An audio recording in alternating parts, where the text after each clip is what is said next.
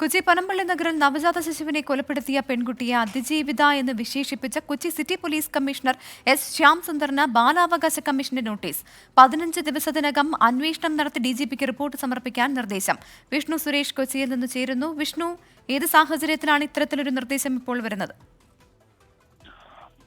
പ്രവിത, കഴിഞ്ഞ ദിവസം പനമ്പള്ളി നഗറിൽ നവജാത ശിശുവിനെ എറിഞ്ഞു കൊലപ്പെടുത്തിയ കേസുമായി ബന്ധപ്പെട്ട് നടത്തിയ വാർത്താ സമ്മേളനത്തിനിടെ ഈ കുട്ടിയുടെ ഈ കൊലപാതകം നടത്തിയ യുവതിയെ അതിജീവിത എന്ന കമ്മീഷണർ വിശേഷിപ്പിച്ചിരുന്നു. ഇത് ചോദ്യം ചെയ്താണ് പൊതുപ്രവർത്തകനായ ജോമോൻ പുത്തംവരക്കൽ ബാലാവകാശ കമ്മീഷനിൽ പരാതി നൽകിയത്. ഇത്തരത്തിൽ അതിജീവിതയാണെങ്കിൽ അതുമായി ബന്ധപ്പെട്ടൊരു കേസ് ഇതുവരെ രജിസ്റ്റർ ചെയ്തിട്ടില്ല. പിന്നെ ഏത് പശ്ചാത്തലത്തിലാണ് അതിജീവിത എന്ന് വിശേഷിപ്പിച്ചത് എന്നുള്ളതാണ് പരാതിയിലെ പ്രധാനപ്പെട്ട ചോദ്യം. ഈ ഒരു പശ്ചാത്തലത്തിലാണ് ബാലാവകാശ കമ്മീഷൻ സിറ്റി പോലീസ് കമ്മീഷണർക്ക് നോട്ടീസ് നൽകിയിരിക്കുന്നത്.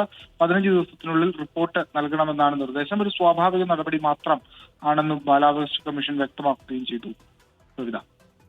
ശരി വിഷ്ണു.